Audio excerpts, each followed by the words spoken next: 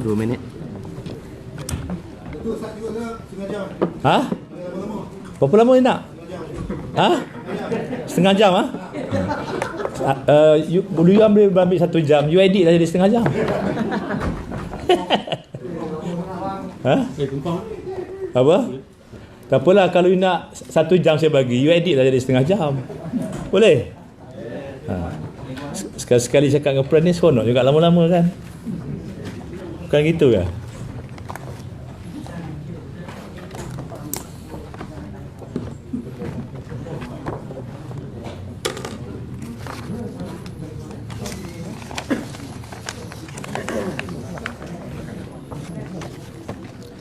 So boleh kita mulakan? Ha?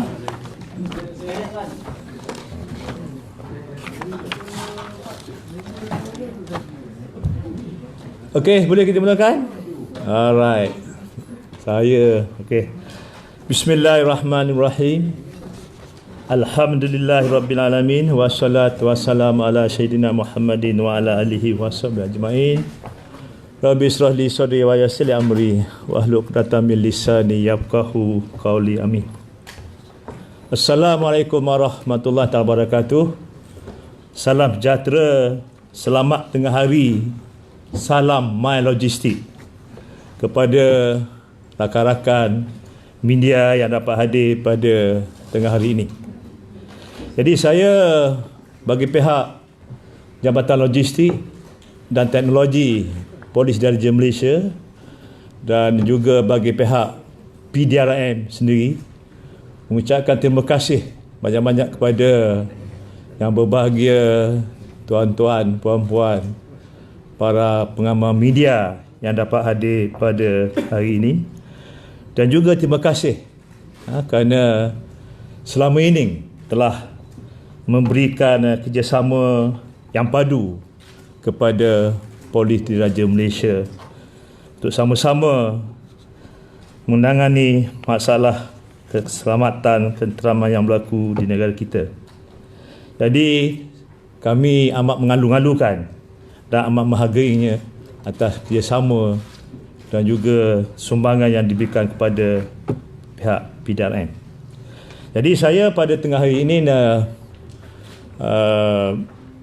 daripada Jabatan Logistik dan Teknologi Polis Diraja Malaysia, saya selaku pengarah Jabatan Logistik.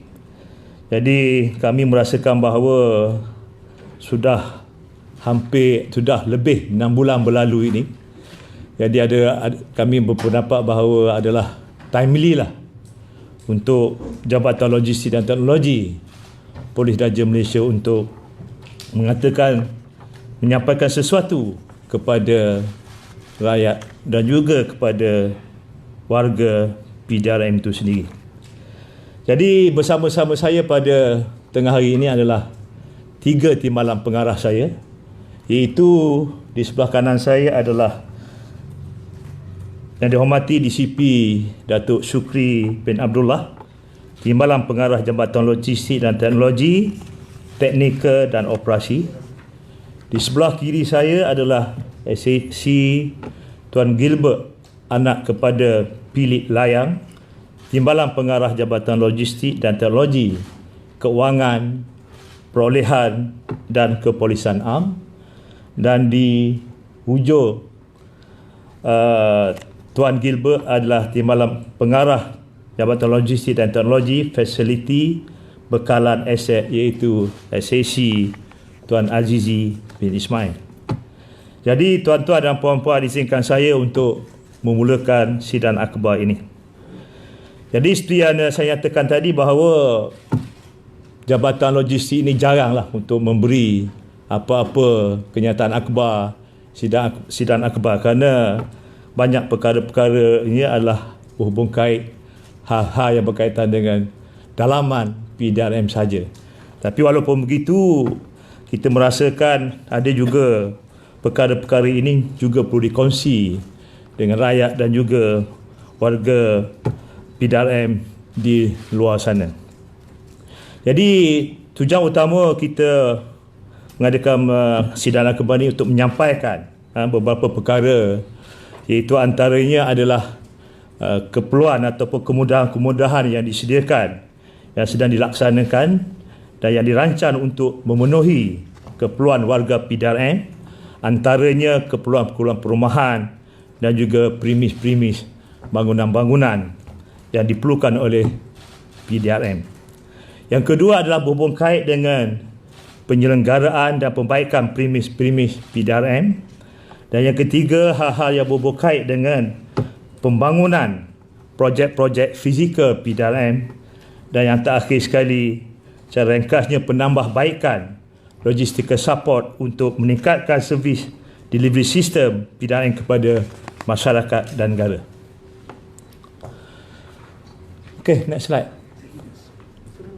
Okey, yang pertama berhubung dengan kemudahan perumahan.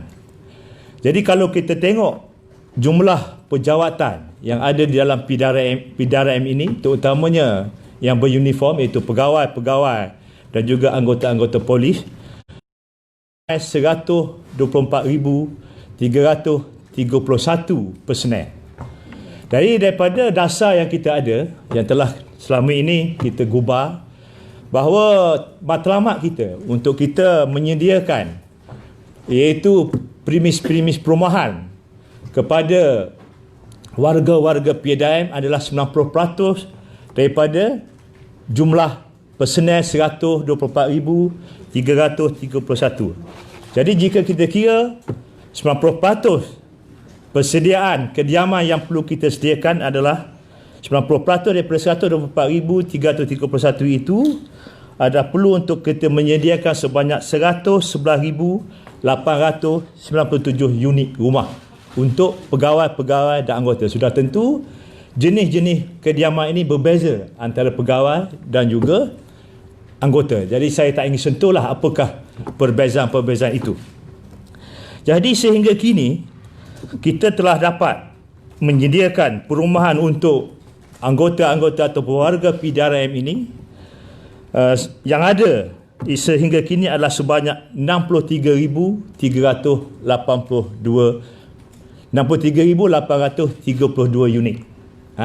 Jadi daripada sini jumlah kuarter yang diduduki sekarang ini adalah sebanyak 55,561 unit, sementara 8,271 unit lagi sedang diperbaiki sekarang ini dengan peruntukan-peruntukan yang telah diberikan oleh pihak kerajaan. Dan sebanyak 1,616 unit, tuan-tuan, puan-puan boleh lihat di white screen sana, iaitu sebanyak 1,616 unit adalah perumahan-perumahan ataupun kediaman-kediaman, unit-unit kediaman yang sedang dalam pembinaan, yang sedang dilaksanakan sekarang ini. Sementara 6,573 unit adalah penambahan, iaitu unit-unit kediaman perumahan melalui beberapa projek. Jadi jika kita campur kesemuanya ini, jadi jumlah yang perlu kita sediakan lagi adalah sebanyak 39,876 unit untuk mencukupkan 90% jumlah rumah yang perlu kita sediakan untuk pegawai atau untuk warga PDRM ini. Jadi sehingga kini kita telah dapat sediakan sebanyak 57% dan bakinya lagi adalah 35%. Jadi yang lebihnya lagi itu tadi ada kediaman yang di dalam pembinaan dan juga dalam perancangan kita. Jadi untuk keperluan 39,879 unit ini kita akan mohon kepada pihak kerajaan melalui development expenditure atau mana-mana peruntukan ataupun melalui projek-projek swastaan land swap yang akan kita kenal pasti untuk tempoh masa-masa akan datang. Itulah kedudukan yang berhubung dengan penyediaan ataupun kedudukan keseluruhan perumahan di dalam PDRM ini. Okey, next. Jadi seterusnya pada masa ini, kalau kita tengok slide 4 itu, pada masa ini PDRM telah mendapat kelulusan projek yang sedang dilaksanakan sebanyak 1,484 unit quarters berjumlah 1.95 bilion ringgit di bawah pakej RMK 9 ataupun Rancangan Malaysia yang ke-9, Rancangan Malaysia yang ke-10 dan Rancangan Malaysia yang ke-11. Manakala bagi pakej bawah PBLT, iaitu syarikat kerajaan di bawah Kementerian Kewangan, jadi di bawah PBLT ini kita akan membina sebanyak 132 unit quarters yang bernilai 152 juta ringgit. Okey? Itu detailnya di situlah, saya tak mau sentuh detail senarai itu, nanti tuan-tuan dan puan-puan boleh lihat selepas ini. Yang seterusnya, selain daripada itu, bagi perancangan masa hadapan, PDRM telah memohon penambahan perumahan baru yang akan dilaksanakan melalui kaedah land swap ataupun persuataan di bawah sebanyak 6,533 unit quarters. Perhatian juga harus diberikan kepada warga PRM yang tinggal di bandar kerana mereka terpaksa menyewa rumah di luar kadar yang mereka perolehi. Disewaan rumah lebih mahal dari allowance yang diberikan kepada mereka, seperti yang di komen oleh foto cadangan yang dikemukakan oleh Yang Dihormati Ketua Polis Negara 2-3 hari lepas, yang mana beliau mengatakan bahawa kadar allowance perumahan yang warga PRM dapat adalah rendah daripada harga atau persewa rumah di kawasan-kawasan, kebanyakan kawasan di Malaysia ini. Oleh itu, kadar penyewaan rumah ini, pihak PDRM melalui Yang Dihormati Kementerian telah mencadangkan supaya pihak kerajaan menaikkan kadar penyewaan itu. Jadi sementara itu, bagi memenuhi keperluan warga yang menyewa di luar kas di bandar kita akan sentiasa mengkajilah keperluan dari masa ke masa dan diberi keutamaan dalam pembangunan projek fizikal akan datang. Jadi jika sekiranya kita dapat sediakan setiap warga PRM dengan setiap rumah, mungkin isu masalah ketidakcukupan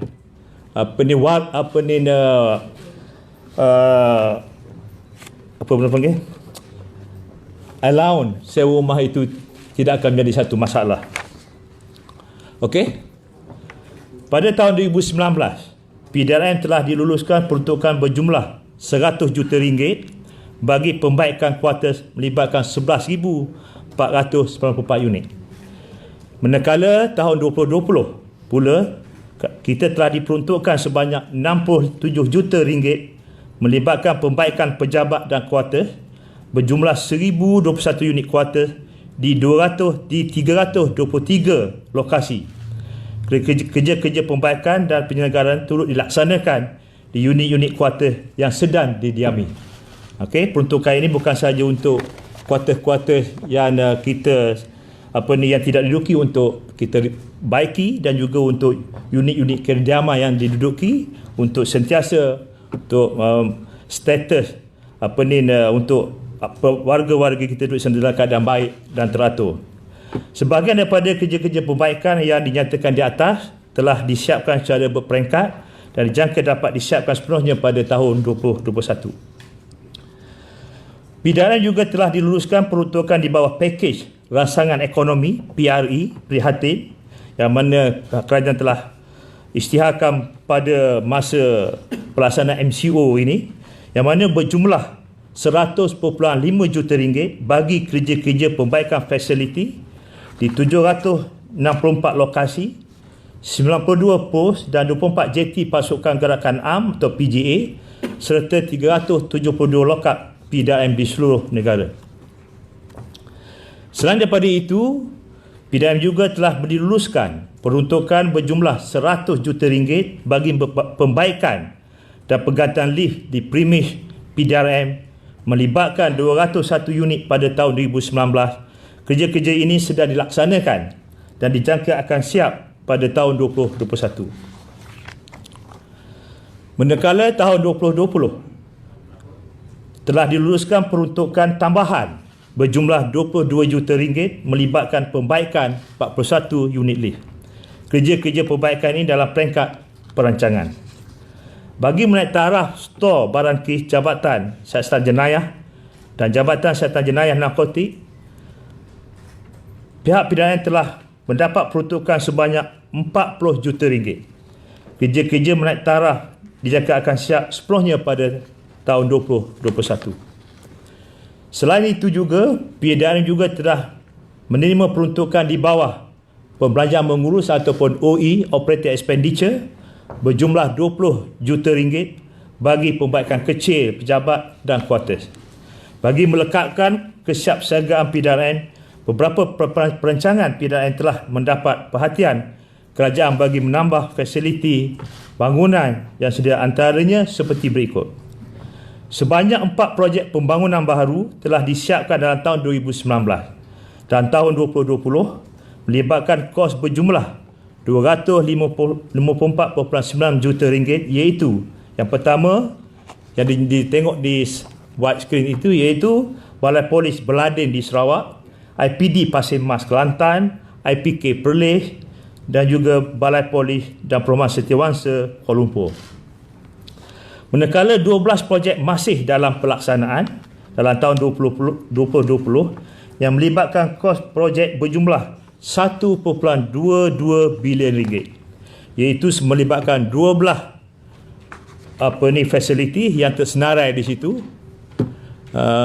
Banyaklah kalau saya nak sebut di situ, panjang nanti sidang akhbar nanti. Okay, boleh rujuk nantilah.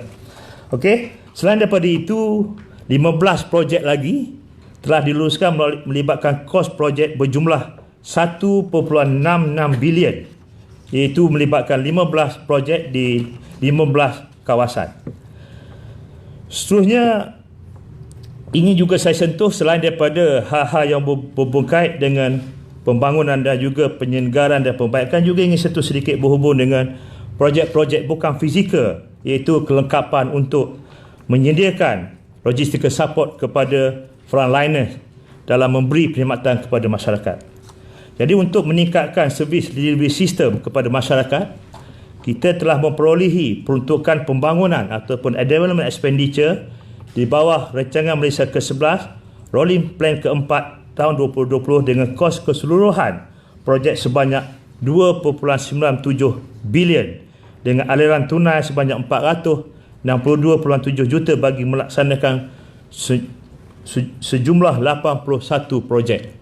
Iaitu kita kategorikan 8 kategori yang terpapar di widescreen itu: lanci-lanci, alat perhubungan radio, senjata api, kenderaan, kapal terbang, alat bantuan teknik, sistem ICT dan di bawah NKRA. So inilah 81 projek di bawah Rolling Plan ke-4 tahun 2020 dan ke-11 yang kita akan laksanakan pada tahun ini, dan jika tak selesai akan dibawa ke hadapan tahun 2021. Melalui rancangan Malaysia ke-11 ini, PDRN telah dan akan menerima sebanyak 1,288 unit kenderaan berbagai jenis dengan nilai perolehan berjumlah 190.8 juta ringgit. Semua kenderaan tersebut akan dan telah diterima pada tahun 2019 sehingga 2020. Berikut adalah senarai pecah kenderaan. Itu tengok di slide tu, iaitu yang telah kita terima pada tahun ini ada 7 jenis kenderaan yang bernilai hampir 84 juta, dan yang akan kita terima dalam tempoh yang terdekat ini paling lambat pada bulan 11 atau bulan 12, iaitu sebanyak 4 jenis kenderaan lagi yang bernilai hampir 107 juta ringgit. Jadi semuanya kita akan terima pada tahun ini lebih kurang nilai 1,198 juta, jumlah kenderaan sebanyak 1,288 unit, pelbagai-bagai kenderaan seperti yang tertera.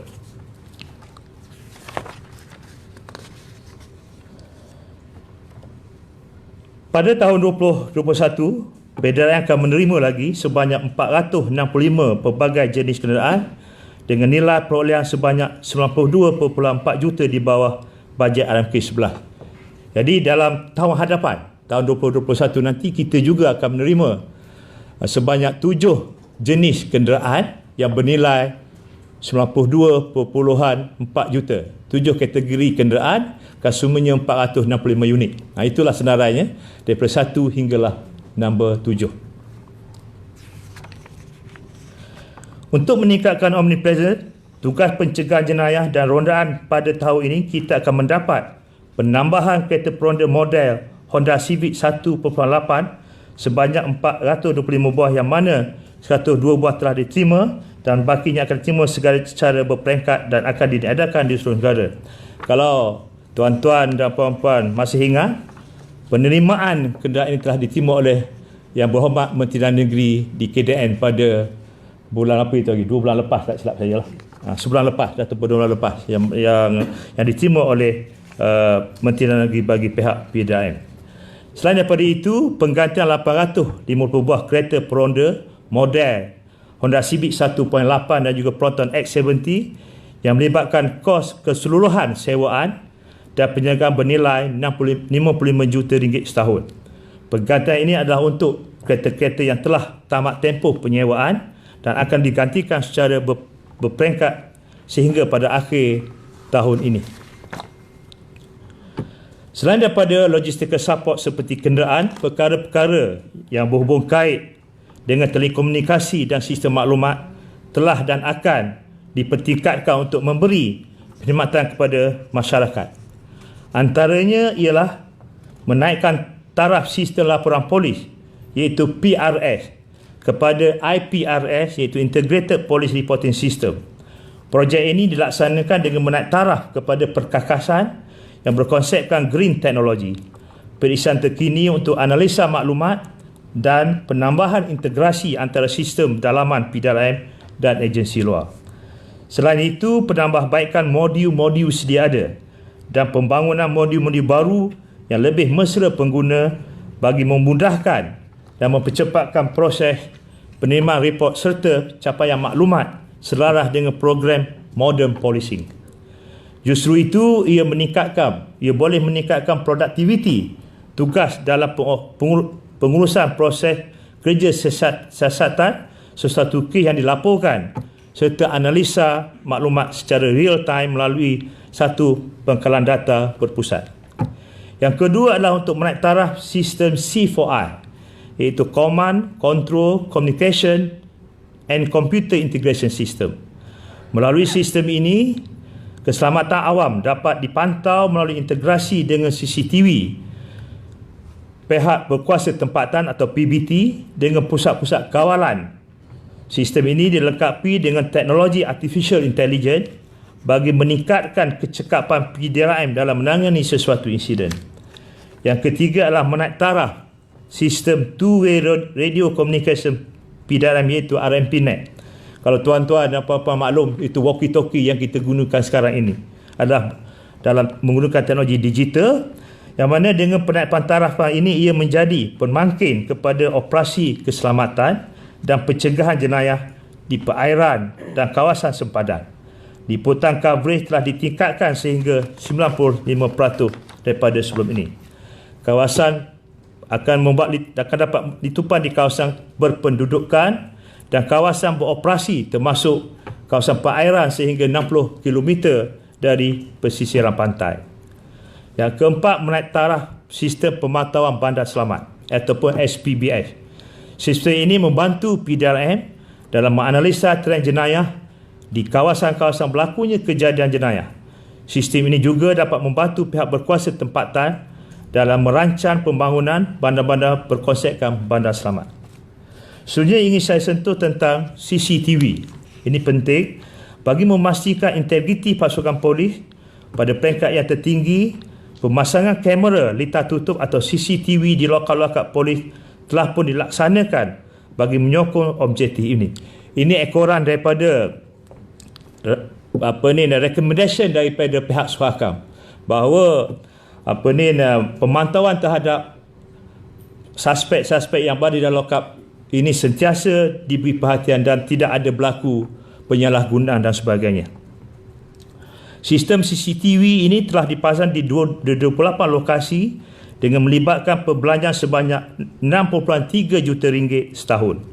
Dan melalui inisiatif Pusat Governance, Integriti dan Anti-Rasuah Nasional ataupun GIACC, kita telah mendapat peruntukan sebanyak 30 juta ringgit, penambahan sebanyak 684 lokasi lokap telah dirancang pada tahun ini. So dengan tambahan yang diberikan oleh pihak GICC ini, insya-Allah kita akan dapat buat pemasangan installation CCTV di seluruh lokap yang berada di negara kita ini. Selain daripada itu juga, pidana selaku jawatankuasa keselamatan dan trafik telah diminta untuk mengkaji keperluan CCTV keselamatan di sekitar KLCC dan Bukit Bintang sempena persidangan APEC 2020. Persidangan APEC 2020 ini yang mana yang telah dijadualkan semula mungkin pada awal tahun 2021. Walaupun begitu, kita telah membuat perancangan dan persiapan untuk memperlekatkan perkara-perkara ini demi untuk keselamatan di delegasi APEC nanti. Dan telah mencadangkan perolehan CCTV ini dan sistem pelbagai fungsi termasuk facial recognition dan automatic number plate recognition untuk meningkatkan keselamatan sempena persidangan APEC nanti. Dan seterusnya juga seperti yang dinyatakan oleh Yang Dihormati Ketua Polis Negara dalam seminggu lepas atau 2 minggu lepas berhubung dengan penggunaan non-lethal weapon ini. Ini kita merasakan bahawa sudah sampai untuk kita menggunakan non-lethal weapon ini bagi kegunaan seluruh anggota warga pidana dalam menjalankan tugas mereka. Senjata ini akan digunakan dalam keadaan terutamanya apabila berdepan dengan orang-orang agresif atau yang mengamuk, misalnya orang yang di bawah pengaruh dadah dan bersikap agresif. Jadi kita cuba mengelakkan daripada menggunakan senjata api dan sebagainya, yang mana jika digunakan senjata-senjata api ini boleh mendatangkan kecederaan atau kematian kepada suspek-suspek atau pesalah-pesalah tertentu. Jadi dengan penggunaan non-lethal weapon ini, insyaAllah kita dapat mengurangkan kejadian-kejadian demikian.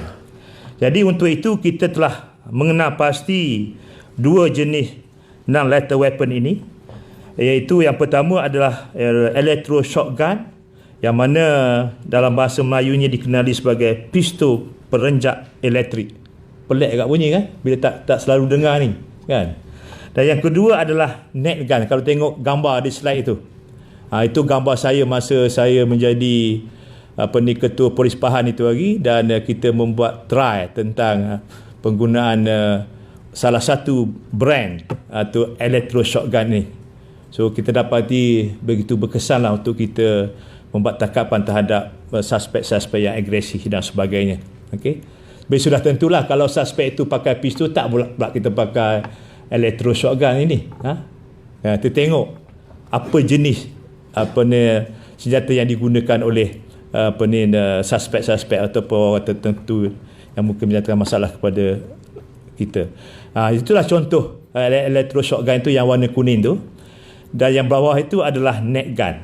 Jadi kita juga telah mencadangkan untuk membuat perolehan kedua-dua jenis non-lethal weapon ini pada tahun hadapan di bawah RMK 12 rolling plan yang pertama. Jadi nilai itu tak boleh nyatakan, kerana sekarang ni ramai orang berminat untuk masuk tender nanti. Jadi kalau saya baru tahu nilai itu, jadi dah orang tahu berapa shilling yang kita ada. Jadi itu menjadi rahsia kepada kami lah untuk tidak memberitahu kepada umum. Dan seterusnya saya ingin sentuh berhubung dengan odds betting ini. Ini penting kerana ekoran daripada ancaman COVID-19, dan kita dapati bahawa salah satu perkara yang telah diputuskan oleh pihak kerajaan melalui MKN, Majlis Keselamatan Negara, dan yang mana pihak kerajaan telah menubuhkan Joint Interagency Task Force ataupun JIATF.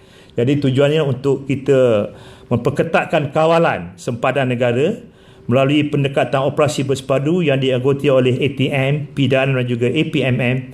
Sehari sehubungan dengan itu, kerajaan telah memperakukan peruntukan untuk PDRM sahaja sebanyak 55 juta ringgit.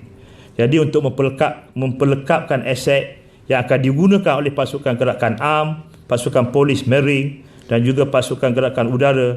Jadi senarai barangan atau kelengkapan yang kita perlukan seperti tertera di white screen itu sebanyak 13 jenis kelengkapan peralatan kenderaan yang kita perlukan. Jadi ini adalah untuk PDRM saja. Untuk APMM, untuk ATM, mereka memohon peruntukan sendiri untuk memperolehi kelengkapan-kelengkapan ini. Tapi saya percaya bahawa pihak MKN melalui GIATF ini memantau supaya tidak berlaku pertindihan keperluan-keperluan kelengkapan ini. Karenanya tujuannya adalah untuk sama-sama bertugas secara bersepadu di kawasan sepadan dan juga pengairan, dan kita memastikan bahawa ini tiada pertindihan. Jadi sudah tentu jabatan ataupun agensi-agensi ini dengan tugas-tugas yang tertentu memerlukan kelengkapan yang tersendiri. Jadi saya rasa itu sahaja saya ingin sampaikan, dan lebih kurang setengah jam tuan, saya minta tadi setengah jam. Setengah jam lah saya tu. Memang dah sukat, dah cantik. 2 minit je lebih sikit. Alright, itulah. Jadi tuan-tuan dan puan-puan, saya mintalah bolehlah mengambil cara mana bentuk yang pihak pengamal-pengamal akhbar yang ada pada hari ini, print media dan juga daripada pihak TV dan sebagainya, bolehlah bagaimana cara nak sampaikan. You are the expert, kan? Jadi itu saja, dan saya bukalah kalau ada apa-apa persoalan yang ingin diutarakan kepada saya. Jika saya tak boleh menjawab soalan-soalan tersebut, kerana pengarah ni bukan tahu semua, kerana tahu overview je, tahu on the surface, kan ada detail tu sikit, tak boleh tahu semua. Jadi timbalan saya akan membantu saya, dan jika timbalan saya tak boleh jawab, ramai pegawai-pegawai daripada Jabatan Logistik yang hadir bersama saya untuk menjawab soalan-soalan atau kemuskilan jika ada daripada pihak tuan-tuan dan puan-puan. Terima kasih. Yep. Bagi kereta Honda tadi ada 2 jenis, yang high performance dengan medium performance. Boleh bagi sedikit ulasan tentang model apa yang high performance yang akan diterima? Untuk kereta Honda ni kita selama ini pun kita ada 2 kategori. Yang pertama yang mana kita beli sendiri. Yang kedua kita melalui penyewaan. Jadi kereta MPV yang kita ada dulu, kita guna jenis pelontong wajar. Apabila kita dapat pembelian melalui Spenco, dah yang terkini yang kita dapat jenis Prevail. Dan yang terbaru kita akan dapat adalah model Honda Civic 1.8. Jadi untuk kereta Honda ini, itu ialah kriterianya, iaitu MPV jenis Honda Civic 1.8 dan juga X70. Berapa jumlah lagi X70 itu kita dah work out keperluan itu. Jadi kereta Honda yang ada sekarang akan menggunakan, dan juga akan datang akan menggunakan melalui penyewa daripada Spenco, ada guna Honda Civic dan juga X70 sahaja. Itu saja. Jadi mungkin yang tuan tengok tadi itu adalah untuk kereta-kereta high performance dan juga medium performance ni, untuk kita buat perolehan untuk digunakan secara operasi oleh Jabatan Narkotik, oleh SB, oleh JSJ, oleh komersial. Jadi kereta itu untuk tugas-tugas operasi saja, tidak digunakan untuk kereta Honda. Okey? Ya. Mengenai penggunaan non-lethal weapon. Non-lethal, okey. Mungkin ada figure yang mungkin perolehan berapa yang tidak ada makan dapat untuk penggunaan di tahun depan. So kita anggarkan berapa kita masukkan dalam kita punya tu permohonan hantar berapa ribu unit untuk non-lethal weapon ni. Dulu untuk makluman, pada 3-4 tahun lepas kita dah dapat perolehan dah non-lethal weapon ini. Tapi dah yang kita dapat perolehan tu dah habis tempoh tamatnya. Because warranty period untuk sesuatu non-lethal weapon, dulu kita gunakan jenis taser gun, Tuan Ahmad. Dulu kita gunakan jenis taser gun, electroshock gun ni.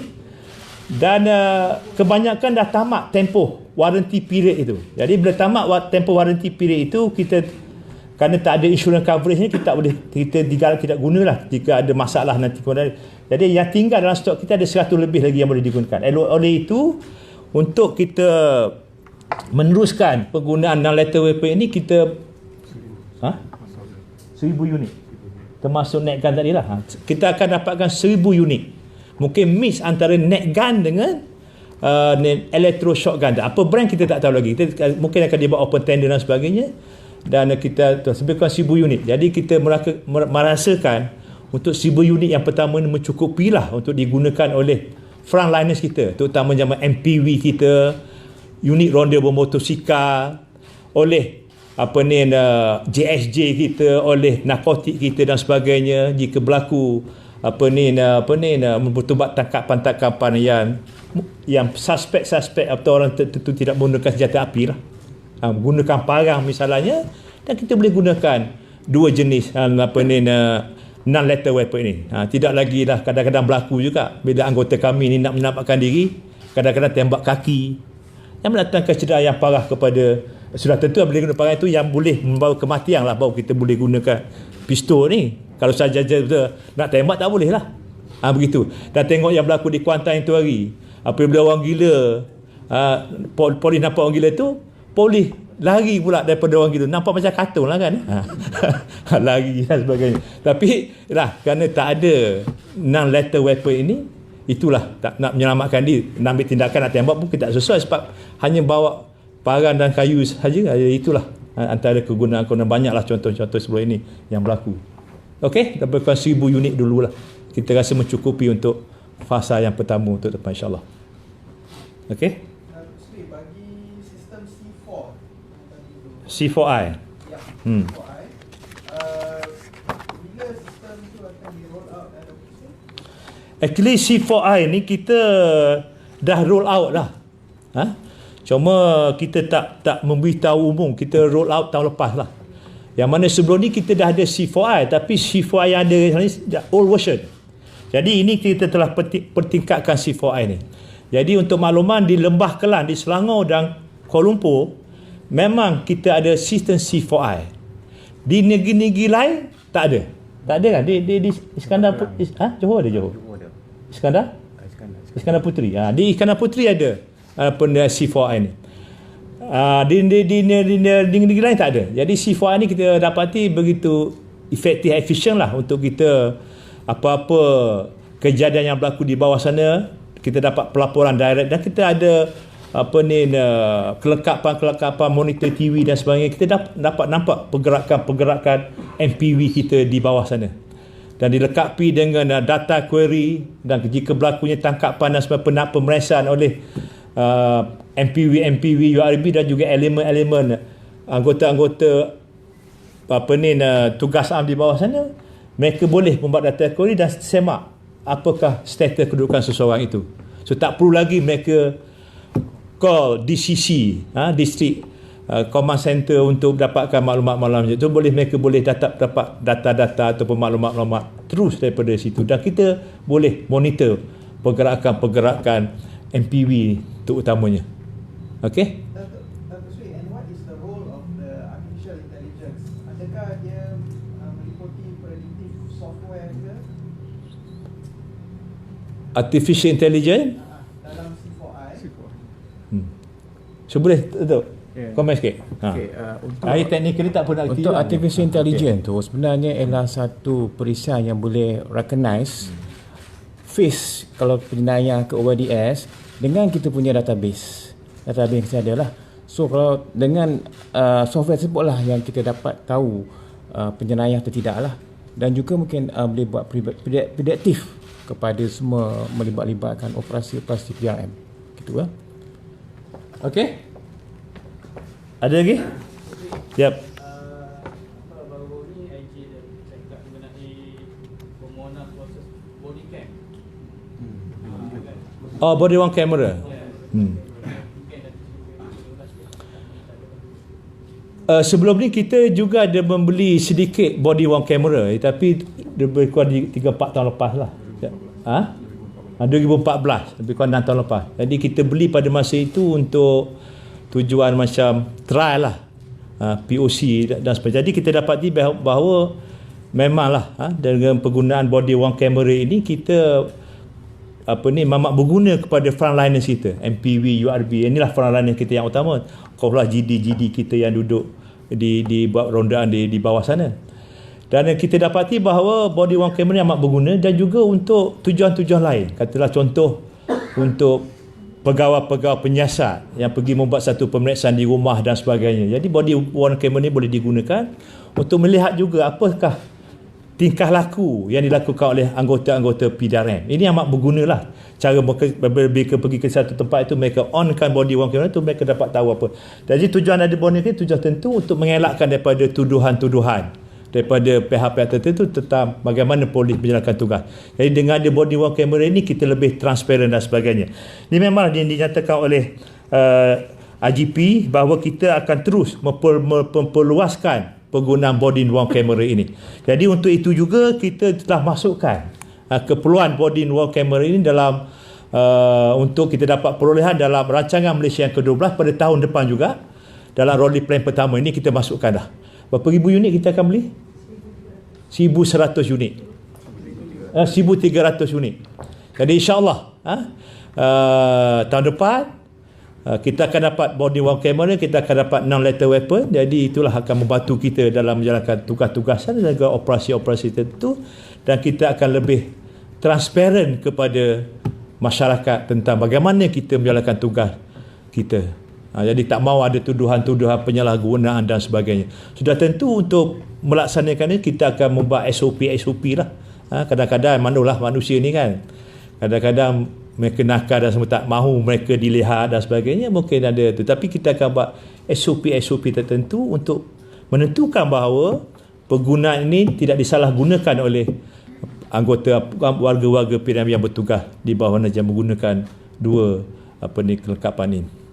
Dr. Sri, dalam topik kamera ni, untuk kereta peronda kita sekarang ni, adakah semua kereta peronda baru akan ada dashcam? Ada dashcam, dan juga ada in-car video, in-car camera. Itu termasuk dalam itulah. Dan juga yang ada untuk pembekalan atau pergantian kepada kereta-kereta lain juga. Bukan saja yang kita akan dapat melalui yang 425 itu dilambahkan, juga di lain pembekalan. Ada in-car camera video untuk kita tengok macam mana anggota kita diorang jalankan tugas dan sebagainya lah. Alright?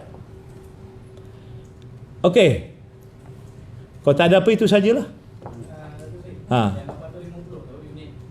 MPV tu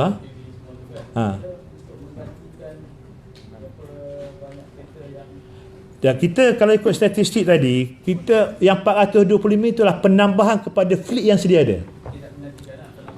Penambahan yang fleet yang sedia ada 425 itu. Jadi yang penambahan yang dah tamat penyewaan, nanti kita akan slowly kita akan buat pergantian.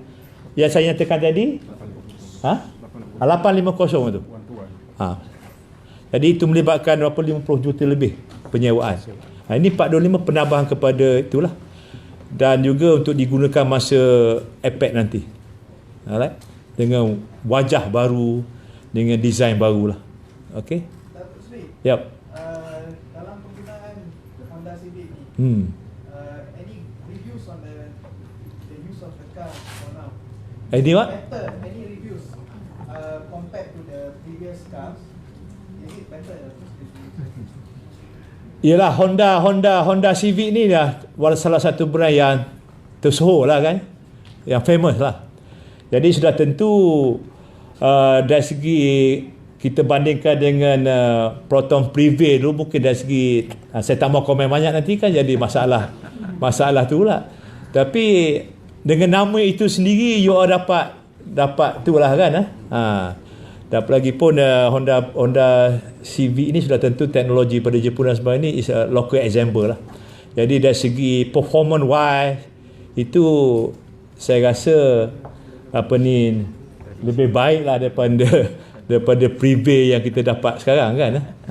Sudah tentu dengan facility ataupun dengan gadget-gadget equipment yang kita lengkapkan itu adalah lebih baik untuk kita menunaikan tanggungjawab kita di bawah sana. Okey. Tapi sudah tentu kalau you tanya saya, Honda Civic ni kalau nak pursuit dengan BMW dan sebagainya tu, kalau sama-sama cekap, tinggal lah. Tapi kalau pemandu kita ni dengan pemandu BMW tak cekap, kita boleh potong anytime lah. Because kita punya skill, keupayaan pemandu-pemandu MPV ni memang cekap lah. Kita buat special course untuk mereka, untuk specialized driving, skill driving. Dan dia kalau tu you tengok dia orang kejar tu memang lah kan. So insyaAllah lah kita dapat. Dr. Sri ada plan untuk acquire Honda Civic Type R ke? Sebab kita arahan kerajaan, apa-apa pembelian kereta salon mesti melalui melalui penyewaan. Jadi bila melalui penyewaan, MPV ni kita akur dengan yang local brand ataupun dengan local example. Jadi kita tak boleh nak, kecuali dapat special approval daripada pihak pihak MOF untuk kita dapat kereta Prono terdapat type art ke, mungkin type apa ni, Honda apa ni, Toyota Altis ke misalnya kan. Tapi untuk kereta-kereta lain yang bukan non MPV, jadi kita boleh guna tadi lah, macam kereta yang high performance, keadaan medium performance. Kita pun ada juga akan buat perolehan SUV yang high performance untuk tujuan escort dan sebagainya lah, untuk pengiriman rapat kepada VVIP dan sebagainya. Itu boleh kita beli yang kereta-kereta yang MPV. Itulah dasar dia sekarang lah. Alright. Yang boleh buat perbandingan tak maintenance kalau yang dulu dengan kenderaan saloon sekarang ni, yang dulu mungkin jauh berbeza. Dari segi maintenance ni, kalau kata MPV tadi tu, jadi kita ada concession, Spenco ada concession dengan pihak PDRM. Jadi saya tak ada detail lah, mungkin pihak pengangkutan kita ada berapa situ. Tapi kita tak tahu berapa maintenance sebenarnya ke. Tapi kita boleh dapat detail, tapi tak dapatlah untuk hari ni saya beritahu tu tentang tu. Tapi semua dia absorb oleh dalam package penyewaan itu, repair ke apa semua dan sebagainya lah. Kan? Alright. Ada apa? Kalau tak ada, terima kasih banyak-banyak, dan jagalah penjarakan sosial ni, tambah-tambah jarak sosial ni kita ni. Tadi saya sentiasalah kita ni mengamalkan langkah-langkah pencegahan agar kita tidak dijangkiti oleh COVID-19, penjarakan sosial, pakai face mask lah, sanitizer dan sebagainya lah. Okey, kita pun bimbang keadaan yang baru 3 hari ni begitu meningkat tinggi lah. Okey, terima kasih banyak-banyak atas kerjasama support yang diberikan kepada PDRM. Terima kasih banyak, dan saya doakan agar tuan-tuan dan puan-puan sentiasa diberkati oleh Allah, oleh Tuhan Yang Maha Esa. Jaga diri baik-baik, jaga keluarga. Kita jaga kita, insya-Allah negara kita akan terjaga. Sekian, wabillahi taufiq wal hidayah. Wassalamualaikum warahmatullahi wabarakatuh. Terima kasih.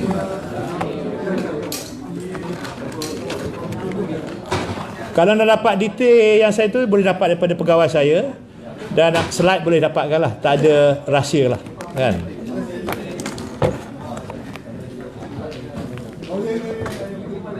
Okay, terima kasih.